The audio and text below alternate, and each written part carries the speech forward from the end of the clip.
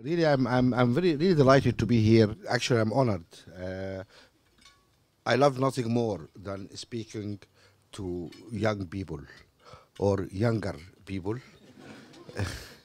uh, simply because you are the future, and that's really important. Whenever I go in Africa, whatever I do, I always spend some time at university to speak to the young people, and uh, that's our future, really. I was told that I should tell you a little bit about my foundation and the things we are doing, our projects, etc., and then take hopefully a lot of questions. Very briefly, as I'm an engineer and I became businessman by accident and never meant to be. We ended up really doing some good business and we made a lot of money. And I decided at some stage, this is not safe. I better carry it in my hand. I decided then at some stage to back it in. And so I sold all my businesses in 2005. And I decided I really don't need this money and I should give it back to really my people. By my people, I mean African people. I'm a Nubian. I don't know if you are aware, Nubia is somewhere between Sudan and Egypt, one of the old races in Africa. And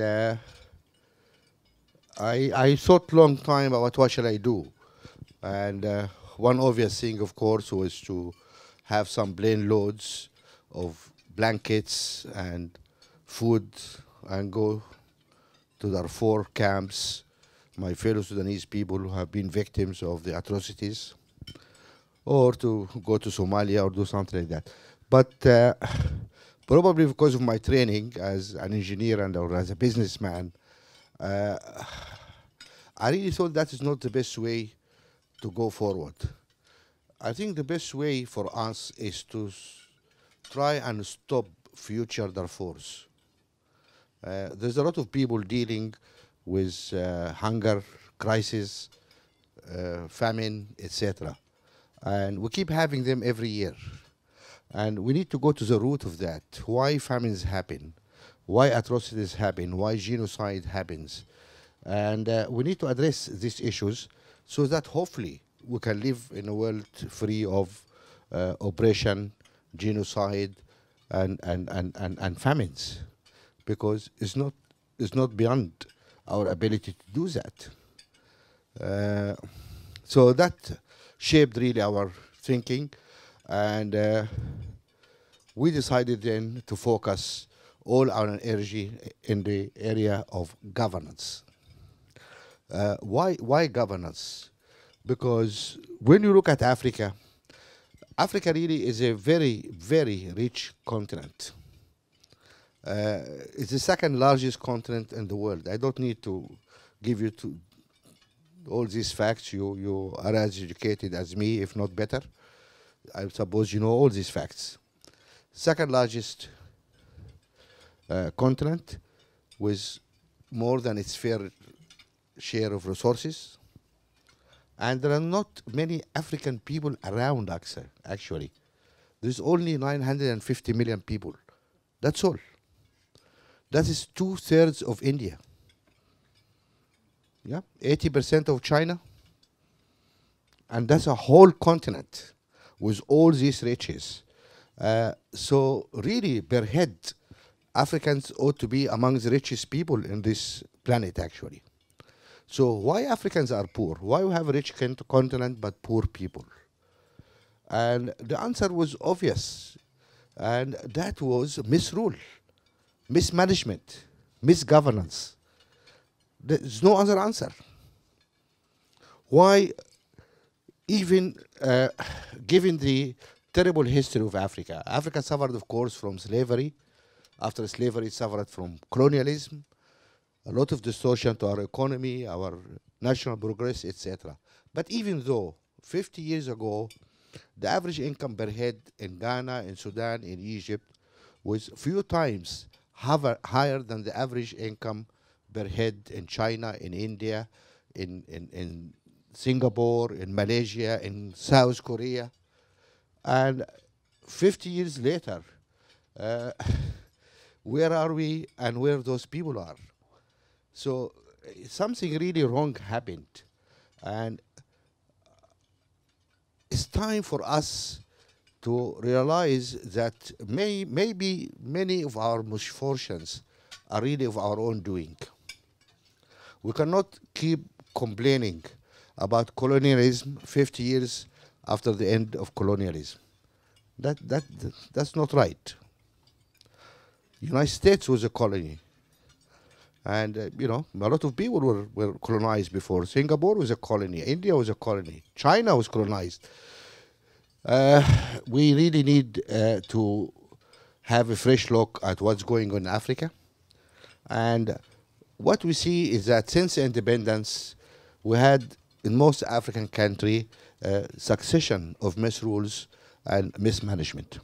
I believe the worst thing that happened to Africa was not colonialism. It was the Cold War. The Cold War was terrible because what happened is that the superpowers each decided to pick up some client states. And it doesn't matter what you do as long as they're a client state. So Mobutu is a bastard, but he's our bastard, in the words of the American ambassador at the time. So the World Bank should give him the loans, knowingly that these loans are going in his account, not into the public accounts, and which later on the Congolese people are expected to pay with interest, of course. That's the tragedy of Africa, really, the Cold War. And the word governance was never mentioned. I'm so surprised 5 years ago when we decided that our project is governance, people looked, what is governance? Is really, today, no politician, not even Obama or anybody speaks in Africa without mentioning the word governance. Everybody now spoken about. I'm glad for that. And if that's what we achieved, I'm very happy with that. That the word governance now entered the dictionary at last when people were trying to avoid it. What is governance? The first thing we try to do is to define what's governance. And governance, in our view, is a basket of political goods we expect governments to deliver to the people. And like everything, it has to be measurable. I don't understand why any manager, chief executive, when they meet the shareholders every year, they have to go with a scorecard. This is my profit, this is my revenue, this is my share price now, etc., for this annual general meeting to vote you in or to fire you. Why country presidents are not doing the same? Where is the responsibility to the shareholders, to the citizens? What exactly those leaders have done last year? What's happening? Leaders go all over the world. And by the way, that includes the West too. I'm not sure that the governance in the West is perfect anyway. But at least in our areas, the most important thing is to hire a good speech writer. And we say, sorry, what would like really is facts. So we embarked on a project which is the index of good governance. And we define 4 main areas. One is the area of economy and public finance. One area is participation and human rights. By participation, we don't mean democracy, where every 4 years people go to election and thank you, it is done. You know, we hope Mr. Carter will issue a good statement about them, and that's it. This is not democracy. Democracy is about full participation. It's a whole process of political participation of all people, men and women and minorities, etc. Then there is the area of rule of law, very important. And then finally the area of human developments, education, health, etc. What we need is to measure. This year, every year, we measure how many new hospital beds, how many new seats in the schools, what's the quality of the schools now, how long girls stay, gender issues, for example, we have proxy measures for that. I mean, how long girls stay in schools, for example. That's a good measure. Violence against women. We measure 88 parameters. I don't want to go too much into that. You can check that in our site website. And we do that for the 53 countries, and we publish that. We have 25 major organizations in the world who cooperate with us to give us all the data they collect. The World Bank collect data on the economic side, UN does this, the WHO does something else. You know, whoever collect any viable data, we take, scrub, and then we fill in the gaps, and we produce that index every year. And when we produce that index, we publish it in every country. We take 2 page in the most popular newspaper. We publish it in the local language. We share exactly what this country has achieved this year and what the neighboring countries have achieved. So we can have a comparison. Citizens can look and see what you have done, what our neighbors did. Then the whole index, we ship it to universities, to the parliaments, to media, to anybody, of course the governments, anybody who is interested to see it. That is a main contribution. The objective of that is to switch on the light. You know, we don't want this darkness. In the darkness, all funny things happen. We want things to happen really in the bright light. Let us switch on the light and see what's going around us exactly, who's doing what to whom, what if each leader in Africa or each government is delivering. And then it's up to the civil society to deal with them. We are not party to, we are not a revolutionary party, we are not trying to change governments, we're just trying to inform the civil society and young people in particular. Then it's up to them to do what they want to do. Beside the index, we do the prize. We thought also it is important, the role of the leadership is very important. And there are some very good African leaders who come forward and do the right thing and leave on time. Rotation of power is very important. No, it is really very important for democracy and for the health and well-being of the society. And that is something vital. And it is not a prize for people who leave office in time, people who really took the country forward. And that is also important. We have a separate body. People keep asking me who's going to win this year or whatever, because I'm not a member of the prize committee. It's run by an independent group of very eminent people. It has 3 Nobel Prize winners, have 2 or 3 previous presidents, etc. Very credible committee which does that. The board offer the prize based on the recommendation. But the meetings are secret. We have no idea what they do. We give them the resources. They do the research work. They have their teams, etc., and they do it.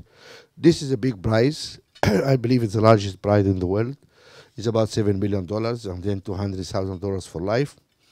And what we objective of this is to free the winner from any need to work for money. We want those people now to work in civil society. And they have the financial means now to do it.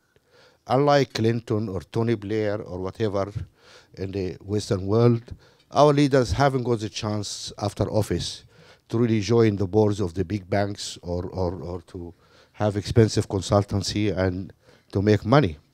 They have to find a way to live. And so we're trying to offer that for the good people, to say, look, you don't need to worry. Go out there and do what you want. And that's what our winners have been doing. We had 3 winners so far. We had Mandela, we had Shisano, and we had Buhai. And I think I don't need to speak about what those people are doing. I think you have an idea. I saw Buhai name actually in one of your program events here. These are 2 main things we do. We also do the annual forum. The objective of the annual forum is really to bring together the agenda for Africa. We work very closely with the African Union, with the African Development Bank, and the ECA, the Economic Commission for Africa, to bring together a coherent agenda for Africa. And for us, is number one, economic integration of Africa. That need to happen now. It's not viable for Africa to remain as 53 disconnected countries. We're not talking about United States of Africa, although that will be wonderful if it happens sometime in the future. What we're talking is something closer to the European version, where we have freedom of movement of people, goods, and capital. That's important to create the scale to really enable Africa to move forward. Otherwise, many African countries will be unviable. This is a fact. The issue of agriculture is very important for us, and agriculture can end up being a major asset to Africa rather than a major handicap and a major problem. We have the land, we have the water, it can happen. But also is linked to the integration issue, because at the moment it is not viable. You have abundance in one country and you have famine in the next country. You cannot move your goods from one country to other. Your tomatoes rot and it doesn't work. So that's a very important issue. The third important issue is the climate change. So Africa, of course, bear probably the brunt of the climate change more than any other part of the world. And the sad thing is the Africans did not put all this carbon up there actually. And it's just unfair that the people who are suffering the outcome of that are the same people, are not the people who put it up actually. And what we see now is when we have development projects in Africa, there's a big row of, oh, this is a coal-fired power station. Excuse me, I mean, give us a chance. I mean, all this carbon up there means development. We need to have our share of carbon over there, and we really need to address that issue. Otherwise, how can we develop? So that's a point has to be made clearly and absolutely without any ambiguity about this. We do support a little bit a number of grants. We have last year, for example, there's no winner last year, and that's also an important statement. We are very proud to make such a statement sometimes. We created 3 senior fellowships to be attached to the presidents of the African Development Bank, the ECA, and Pascal Lamy at the World Trade Organization. These people who will be mentored by the heads of this organization for 1 year each. And we have that program now started now for 10 years. And this is funded, this amount of money, which should have gone for the winner of the prize, which, so either way, if there's no prize, then there is some good use of the money allocated for the prize. And that's building capacity in Africa. We have programs with SAWAS, again about building capacity in Africa. We have MBAs with London Business School. We have few things at the American University in Cairo. But education is not our main forte. We're not like Rhodes organization, etc. Although we appreciate very much what's being done in that front, but that's not our project. But it's a complementary project because we need also to spend a little bit of energy looking after the future leaders as we doing with the current senior leaders in our prize site. We have a dedicated hospital in Khartoum for breast cancer, which my wife manages. She's a doctor consultant in mammography. And we had a problem in Sudan where women are not necessarily taken care of by the Islamicist government of Sudan. I think you have an idea, there's a guy called Bashir there. And so we sought to build that hospital as a statement really about the women's rights there. So I have really latest technology, very, very professional hospital. Started operating actually 6 months ago. Uh, Again, that was an exception. It was a gesture, really, more than a policy. We are not into healthcare, but that was a political statement about women's rights. So sometimes you have to make statements of that caliber. So this is the kind of things we work in our foundation. We also work with other groups. For example, I work with some people here in Oxford, and actually with President Jadel of Mexico, something called the Natural Resource Charter. I don't know if you heard about it, which is a project which produces these 12 precepts. If you are a resource-rich country, you discover some resource, what's the best way to deal with it? And it really is big legal, political, social, business kind of document which helps a lot this country. But it's done by top professionals. We have about 45 academics and experts working on it. And we're offered free of charge, of course, for all the developing countries in Africa, especially in Africa.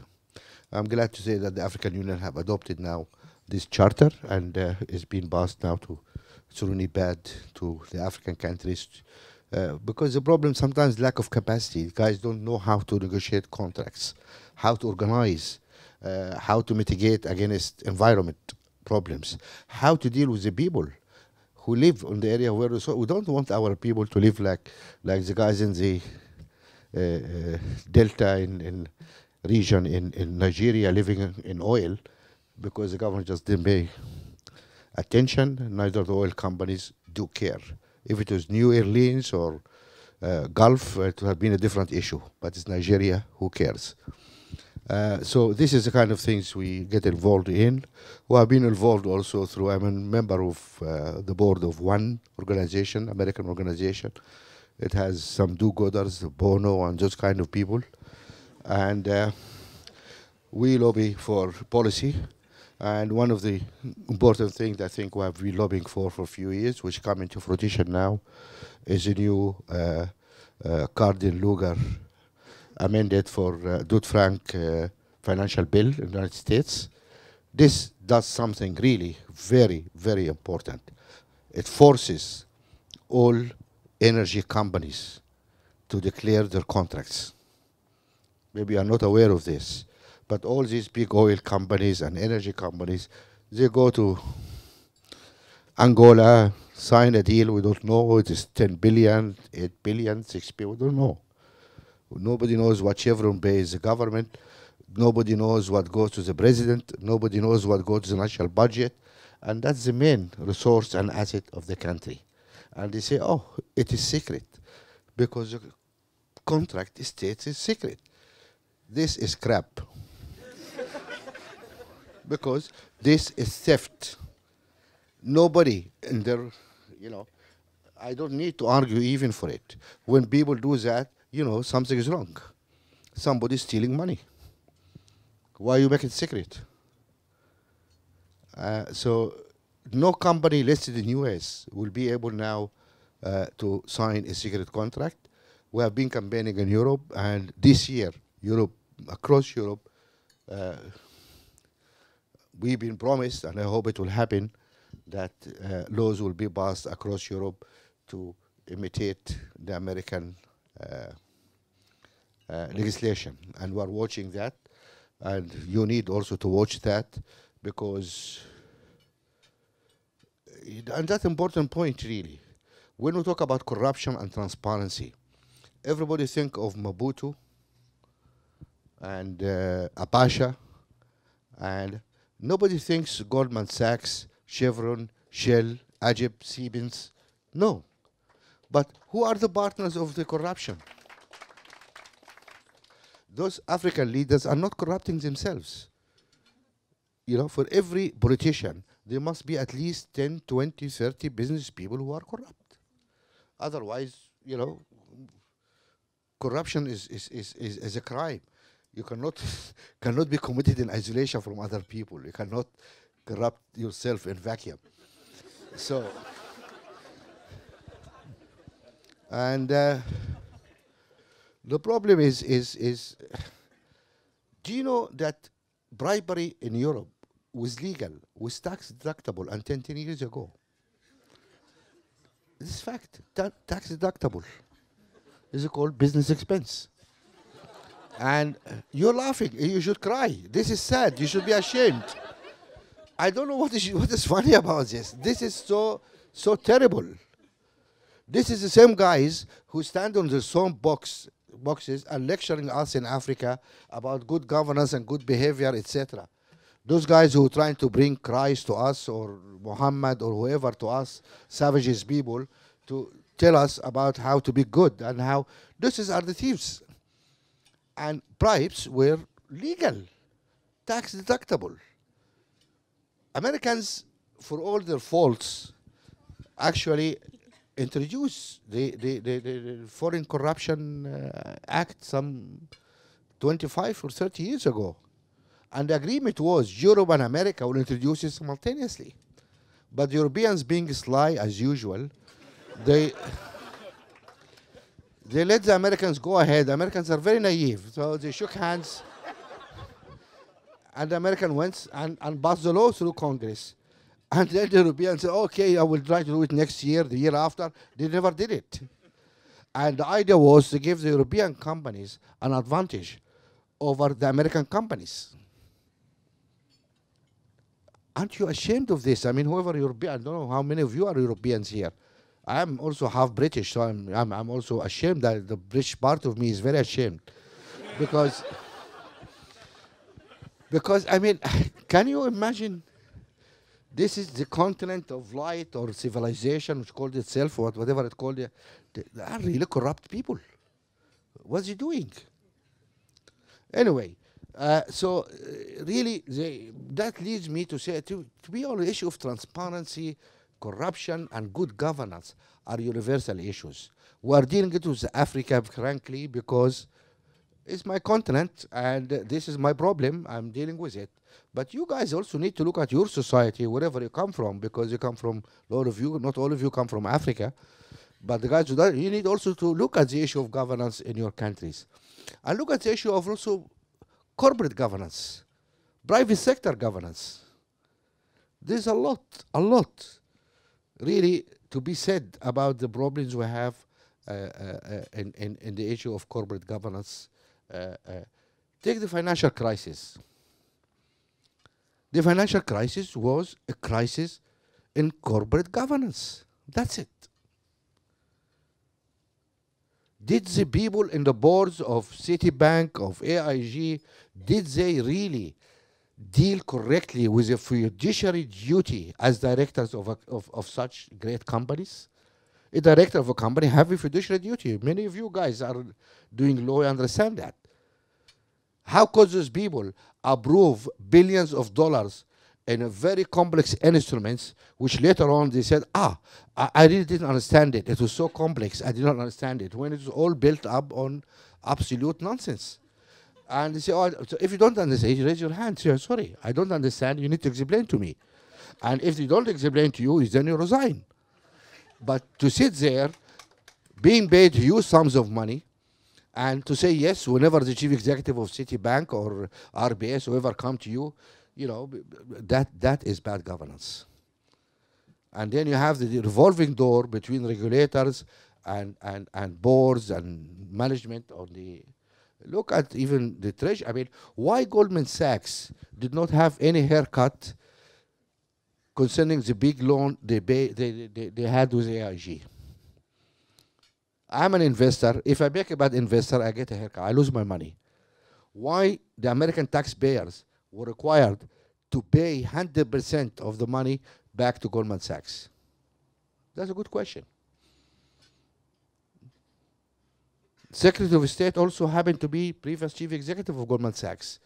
Or is that too bad to say it? Or you need to think, why these things are happening?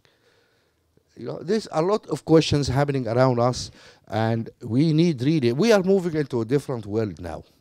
We're all connected, and everybody actually now, thanks to WikiLeaks and all these things happening around us, everybody is naked. Everybody. You If not now, in 5 years, you're going to read any email I sent in my life, any SMS I made. You'll be able to know it, and I'll be able to read yours. Just think about that. That is a great motivation for us to really be decent, to be reasonable. And I think that's not much to ask. And this world is changing around us, and I'm very pleased to see that at the vanguard of the change are really the young people. Nothing really raised my hopes as much as the sight of the young Egyptian people in Tahrir Square, or the Tunisian guys here, or the guys in Libya, or in Yemen, or in Syria, or whatever. Something happening around us. Something happening really. And that is real. It's not a bubble, it's not a spring which is gonna go, it is not summer gonna come and all this will go. No, this is real changes happening around us. And that is a new world we're moving towards, and is a world of transparency. Transparency and good governance, because otherwise it doesn't work.